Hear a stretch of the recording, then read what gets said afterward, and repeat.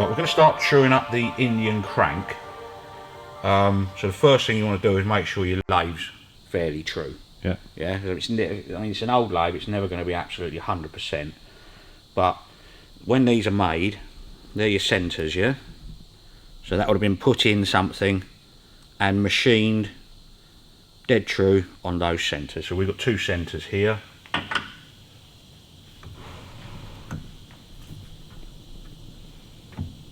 So this is more of a check on the lathe than anything else, because you can move this base that way or that way, and you can shim this up or down. Right, so you get your DTI.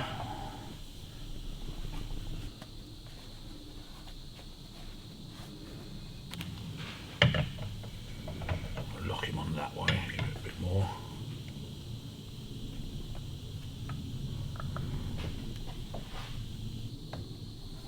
So the first thing you want to check is your run out on your actual dial there. Not the best in the world, but that's to within just over half a thou. True engineering, yes, you'd want it bang on, but the lathe's 70 years old, so yeah. The next thing you want to do, check your run out on there, which should be, in theory, about the same. Yeah, it's about a thou. Okay, so we know we're about a thou out on that end. Yeah. So I mean, because it's worn, you're never ever going to get it perfect. So then you want to traverse that way. Set it up on 0 again.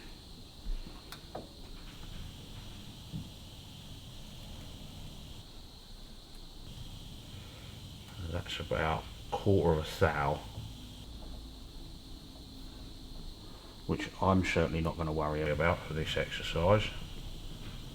Okay, so we know that's running level that way. Yeah. Now you want to check it that way now.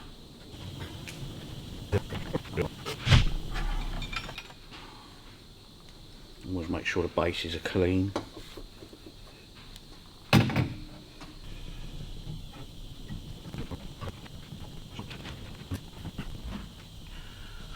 Okay.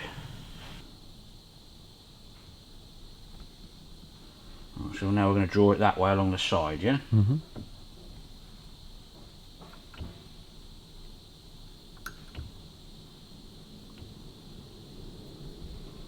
Right, so that's definitely out. So we're about 5 thou there, yeah? So that was coming back, so we want to come this way very, very slightly. Screwdriver.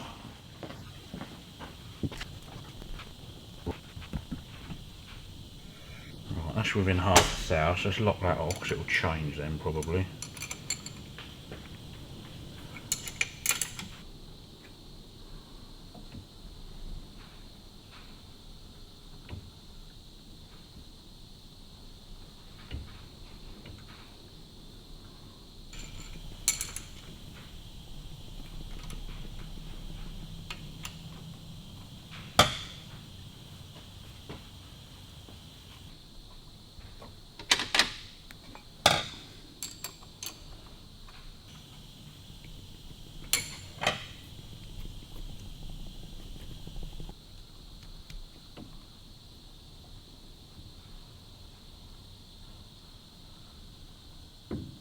That's within half a thou, so we're about a thou on your overall run out on that, half a thou. I'm not going to get this lathe any closer than that, so we've got a good starting point, you know.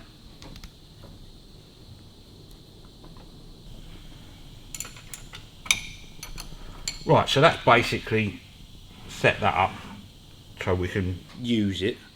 If you get one of these, I mean, they should be absolutely perfect on a crank, but I can only do what I can do with what I've got. Yeah.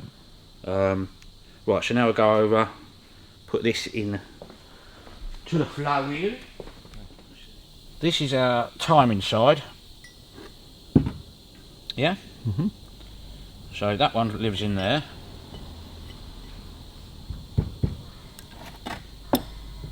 I'm not worried about putting any lock washers in it or anything like that at the moment. All I want to do is get this reasonably true, because then when we put it into the crankcases, the idea now is to see if the crankcases are mismatched or anything like that. Yeah. So at the moment all we're doing is just getting this as basically as true as we can. Then we'll have to press all the inserts back into the crankcases. When you say true as you can, what do you mean true? Level, so as it rotates it's all within probably a thou of each other. Right. Which, when you think about it, a thousandth of an inch is not a lot. Yeah. What's an acceptable tolerance? I would say it will tell you somewhere in the Indian manual the Harleys are 1 to 1.5 thou. Yeah. But ideally you want it perfect. It's been smudged, see that? They bang that in with the woodruff key in it. So what we'll do, I'll have to find a die for that. That thread's right. You see the width of that? The width of that smudge will be exactly the width of that woodruff key. Look. Mm. Not good. Not good practice, sir. When you assemble these, you want them absolutely bone dry, no oil on them or anything. Because you think it's on a taper, tiny little bit of shit in there, and it just knocks it off.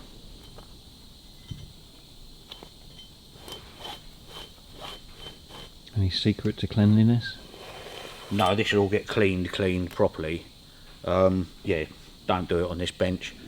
I'll just have a nice tray with some fresh petrol in it. So like I say, I'm not worried about the woodruff keys at the moment, because you have to put the woodruff keys when you build it because of your oil lining through, all your oil ways, yeah? That feeds your centre crank bearing. Right.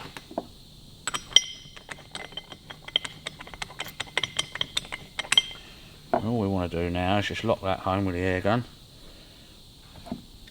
You only leave one loose, that's on the other side when you assemble it. Okay, so we know he's home nice and tight.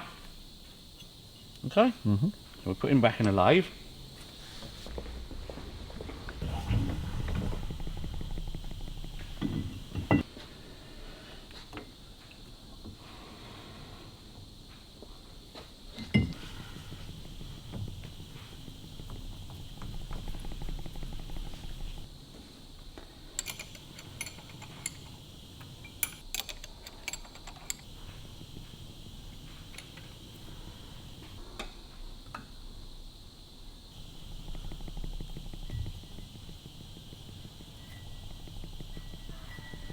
Right, so now we can check that.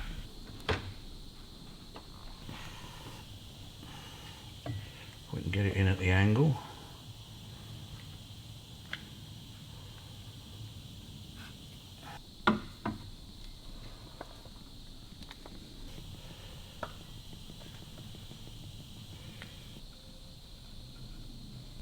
So that there, apart from just picking up that little tiny bit on that rust spot, is perfect. It's not moving at all, yeah? Okay. Okay, so now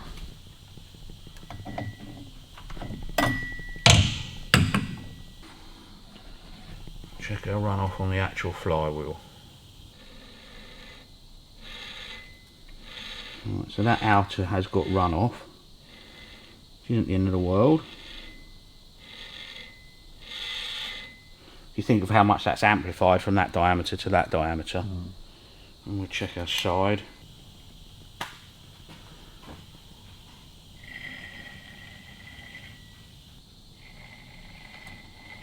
That's got a fair bit of runoff on that. Okay, but that could be in the machining, you don't know. The thing to check now is put the other crank pin in there, yeah? And you can do your side and check that. I shouldn't think the machining on these flywheels is particularly accurate when they're built, you know. Right, so let's go and put our centre pin in.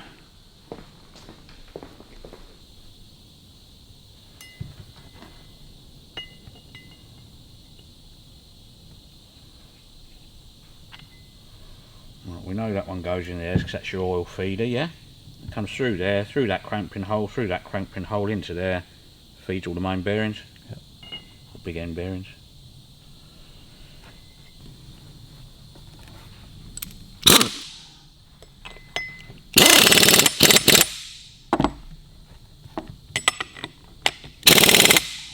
Nice and tight. Right, now we're going to check that crank pin.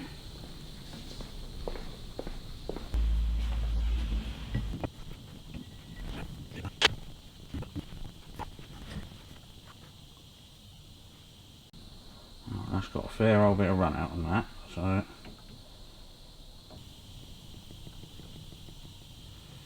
oh, 6 thou.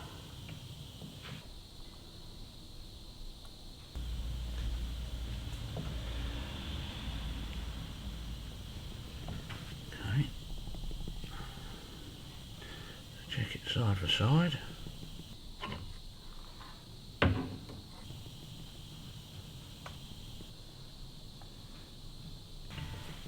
Right, we're dead true that way, which is good.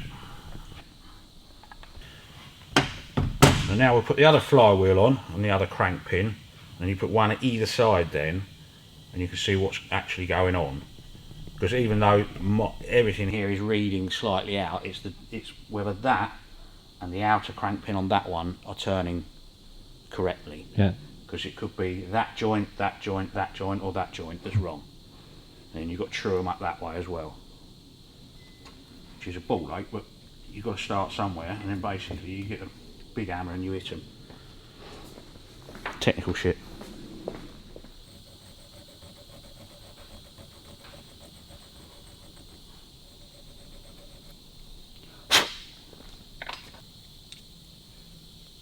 Alright, that should go alright.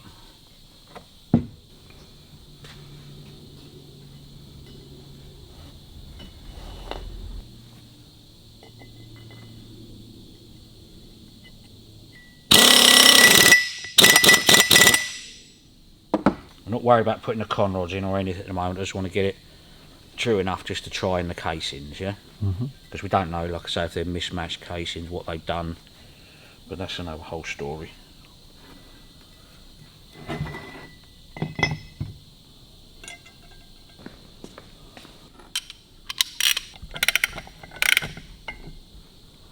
Let's lock him in there slightly.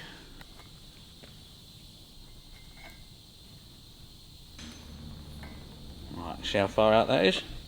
Yeah? Oh yeah. So what you want to do is look at your crank pin. Right, you come around to where your crank pin is. That's dead level, yeah? No air gaps there, yeah? Yeah.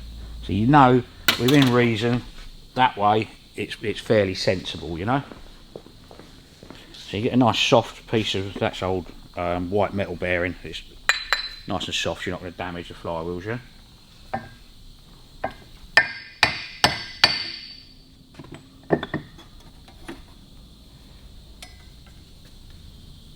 A bit more.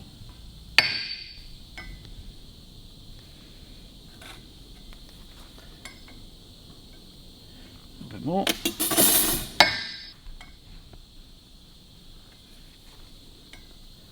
Nearly, one more. If anything, that's gone too far. Yeah, too far.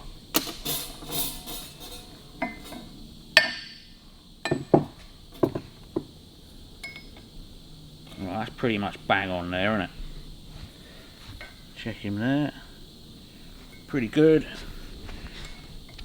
Pretty good. Right, we'll give that a little pinch up. You don't want to go mad with it because you've got to try and move it and see where it's running out.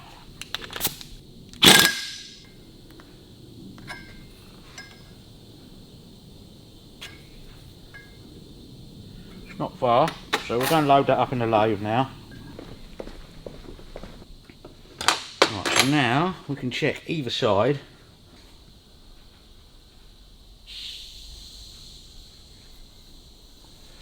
Right, okay.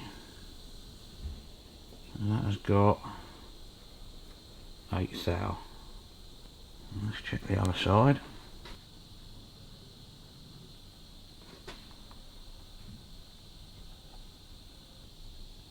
So rising is that way.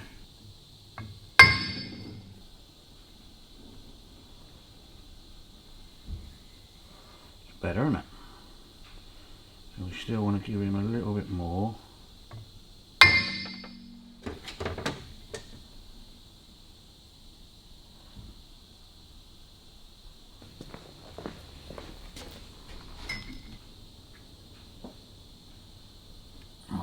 reading, it wants to come that way now, very slightly.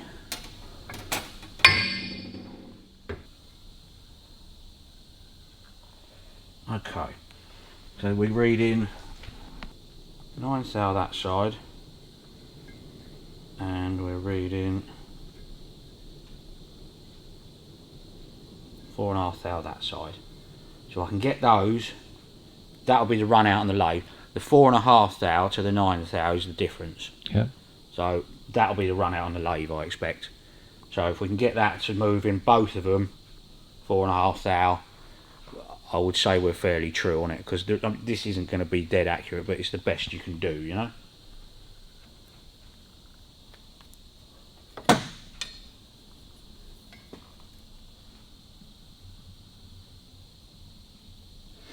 Okay.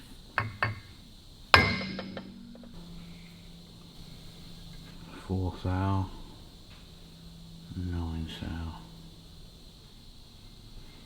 Right, that's running within 2 thou of each side. That'll be fine. It will all have to be done again with the rods in, but I can check the casings now. Yeah? I've got to press all the bits in and do all of that and find all the right bearings, but we know that's running. That'll be the run out on the lathe. That's within 2 thou of each other. So can you make further adjustments once the rods are in then? Yeah, oh yeah, just do exactly the same thing. Okay. Yeah, but you've got to lock all of this off as you go in, and then the last one you lock off is that one.